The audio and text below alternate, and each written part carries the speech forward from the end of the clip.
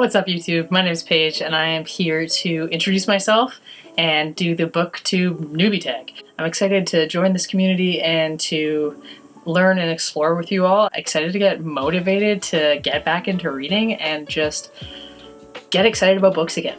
So without further ado, I'm going to go through this list of questions, answer them one by one, and hopefully I don't go off on too many tangents. But maybe that would be fun and interesting. Who knows? All right, question number 1. Why did you start this channel? So, simple question, possibly a simple answer, but we'll see. Why am I starting this channel? I think, honestly, it's going to be a motivator. I love reading, but I often find it self-indulgent, and sometimes I need an extra little bit of motivation to get me to do the things I really like without feeling guilty. I'm working on that, but I think this is going to be a good stepping stone for me to continue that kind of growth. So, for example, like, I love riding my bike, love it to bits, but at the beginning of the pandemic, everything shut down, and when things started to reopen again, I started riding my bike a lot, and I felt guilty about it, like I should be doing something different. So I started doing Uber Eats so I could feel like I was allowed to bike. I think it explains where my head is at with my hobbies. I've always loved to read. I've also really loved to talk about books. So when I was reading for my degree, when I would read 4 or 5 books a week, I was allowed to do that in my brain. I was allowed to do that because I had to talk about them. Now, I do other things other than read, even though I really love it. So I think this little channel will allow me to use that energy without feeling guilty about it, which I shouldn't anyway, but that's neither here nor there. You're not my therapist. Number 2, what unique things can you bring to BookTube? I can tell that some people who are on BookTube do it because they not only love it, but it also gives them a reason to talk about books. I'm also a special education teacher, and I have a degree in language and literature, well, French language and literature. Having a literature background, having done my degree in French language and literature, reading now mostly English books, I'm a beginner again. I love talking about books. I love it, but I haven't talked about books since my degree. It's not fair. So what I'm going to bring to this is just a fresh excitement. I am so jazzed to talk about books again and to kind of like pull off that veil of academic literature snobs being the only people who can talk about books intelligently. Everybody can talk about books intelligently because it's subjective. However you feel about a book is accurate and true to you. So I'm going to be very open and honest about what I feel about books, try not to work in absolutes, because genuinely that was painful for me in university, and I think it holds a lot of people back from talking about books. So I'm just gonna bring that new lens. I see other booktubers doing the same thing because they are able to say like, hey, I'm a beginner, and I'm not a book critic, I'm not a reviewer, I'm not speaking about books because I think I'm smarter than you. I love that, and I think I can do that in my own way because I have a lot of experience speaking in front of people about books. I did it for so long. Now, looking back at it, I'm almost embarrassed, and I want to just like break down those walls, work through that concept that anybody can talk about books. Let's talk about books. Let's talk about books in the way we've always wanted to, and felt like maybe we never could. Also, we drink tea here out of cups with dogs on them. This cup is not true. I only speak to the dog before coffee. I'm not a grump. Question number 3. Question number 3. What are you most excited about? 3 things. 2 things? 2 things.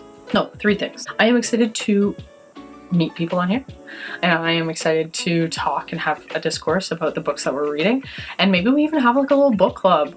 If you follow me on Instagram, I've already posted the books that I'm going to be talking about in my next video that I chose at random. And you can join my book club.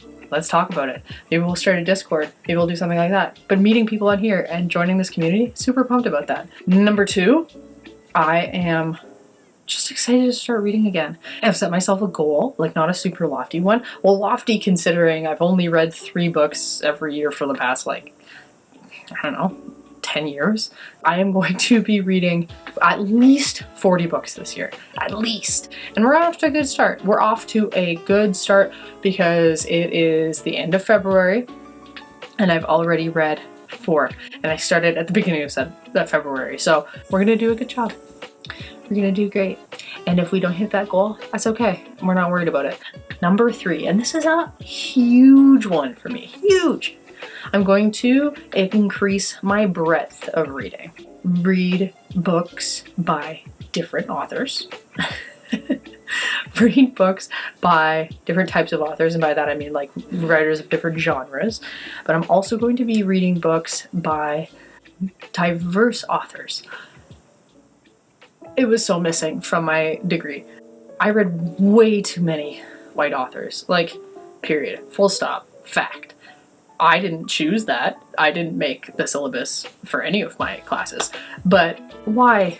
Why no Indigenous authors? Or why so few? Why no Black authors? Why so few? I feel like at least 95% of the books I read in university were by white people. 80% were by white men.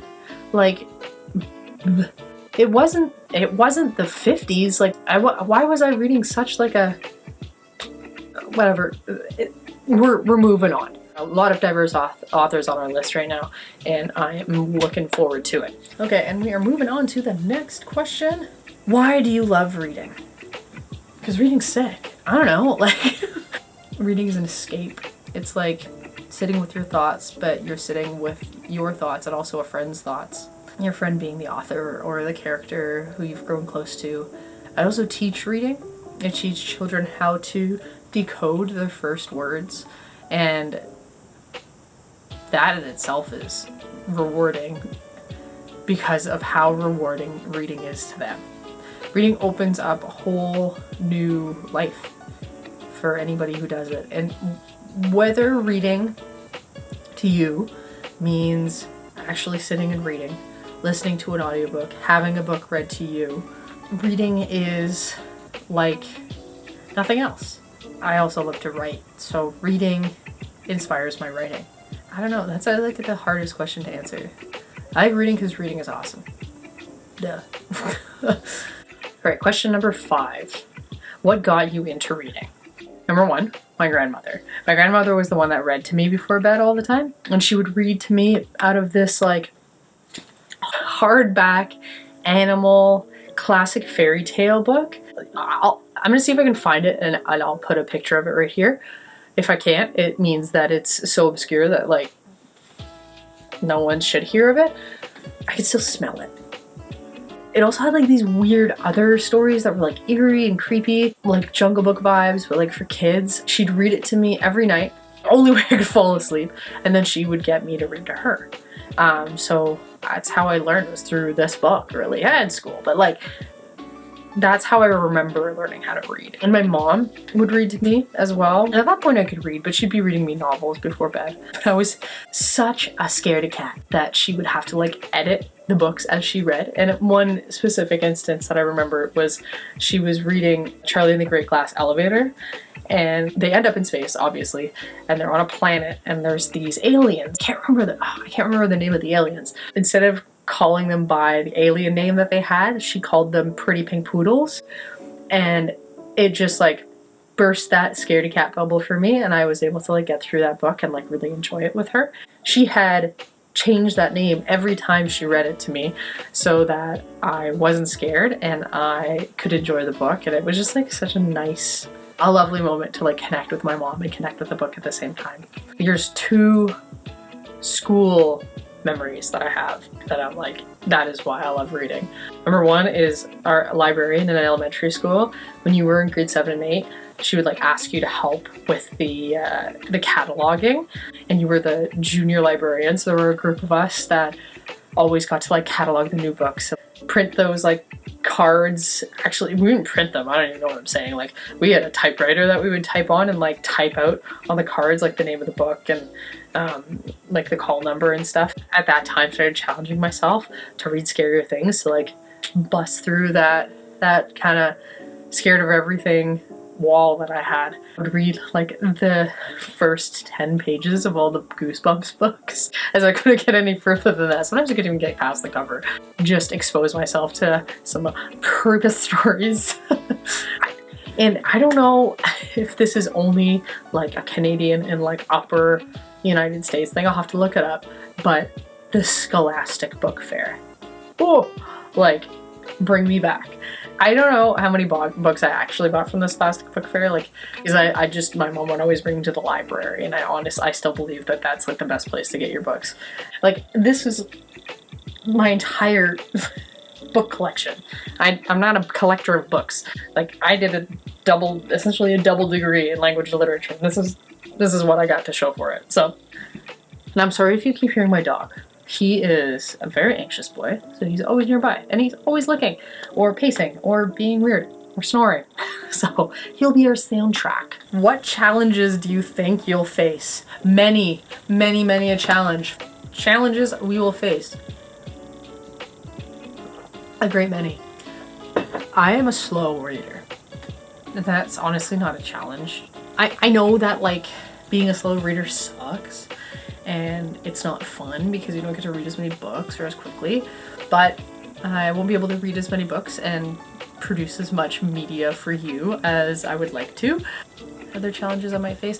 Choosing books, but I have come up with a solution for that. You will have noticed that I brought it up in my last video, but I was worried about coming up with ways to choose books, and I think I've come up with a way. I've created 4 lists: new books, random TBR, so books that I own or books that I've been meaning to read that are like on my to be read list, books that I'm adding to my list because of recommendations from booktube, bookstagram, and BookTok, and then finally classics. So 4 categories. I've made like physical lists, written these books down, and I've cut them out and I've folded them up into little pieces and I've put them in a box. Actually, I've put them into 3 boxes in a bowl.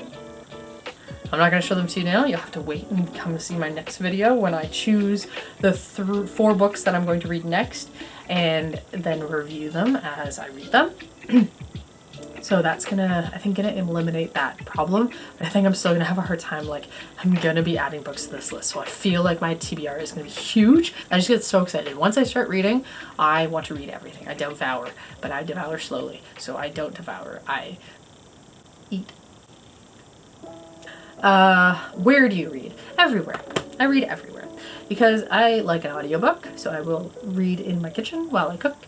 I will read in the car while I drive to school. That sounds dangerous. No, I will listen to a book while I drive to school. I read on the bus. Man, I read like, I don't know if I can show you. Those are the 2 series that I own. I have the Harry Potter series and the Dark Tower series by Stephen King. Love Stephen King. Those, I read entirely on the subway. And I also listened to the same album while I read both of them. So I listened to Getaway by the Red Hot Chili Peppers. And now every time I hear a song from that album, I think of either Dobby or Stephen King. I also read in bed. And then I read on the couch when my partner's watching sports, because I love sports, but I don't like how much I get into it. I get too intense. So I read a lot while he watches sports. I am very fortunate. I can read when most things are happening. Is that it? Is that everywhere I read? Oh, no, I also love reading outside. I love reading in a coffee shop. I like reading anywhere where there's people around. I will read while I'm waiting for something. I'm a Lit Vibes with 5 as another booktuber, and he's funny. He makes me laugh. But he said that carrying a book everywhere you go is an absolute L move, and like I could not disagree more, but I also thought that was a hilarious take. I carry a book everywhere I go. This is the last one. What kind of books do you like to read? I feel like it's easier to tell you what kind of books I don't like to read. Yeah? I will tell you my least favorite books that I had to read. And there's only one. Moby Dick. Like, I know it's a classic and I know people say like, oh, I don't even know what people say. But they're wrong. I can't. I probably have it. It was a whale encyclopedia. If I don't have it, I'll be confused. I'm not wearing my glasses. I can't see anything. Ugh. Moby Dick. Oh, this is the epitome of what I don't like. I also annotate my books. I know some people don't like that, but there's one part that I just wrote, blech. Okay, so I didn't like Moby Dick. That's where we're at. I also really don't like super horror, not into body horror. Ugh. Recently discovered I don't like romance novels. I didn't mind like the steamy bits. I don't know what that says about me, but the rest of it I just found super corny. A romance novel is like all my least favorite bits of the show Frasier. Everything is miscommunication. Everything is like people saying the wrong thing at the wrong time. Everything is people like either falling into a situation at the perfect time or falling into the situation at the exact wrong time. So Moby Dick, body horror, and romance novels. That's what I don't like. That's it. I'll read anything. Give me anything. I'll read, yeah, even self-help. I find it interesting. Even if I don't like the book, I still find it like intriguing that somebody would find either the content helpful or that it would be written at all. So if you stuck around this far, I hope that you've either decided that you want to stick on this journey with me or that you want to maybe take some space from me or yeah, or if you want to join my book club. So follow me on Instagram and you can follow along as I choose my 4 next books that I'm going to read. You'll be able to follow along as I finish them, and you can check out my reviews in my videos and also my reviews on Goodreads and also my reviews on Storygraph. I'm just so excited to start this channel and like start reading again. Just really pumped for it. Super jazzed. Thank you for sticking around. If you're still here, please like and subscribe, and I will see you in the next one.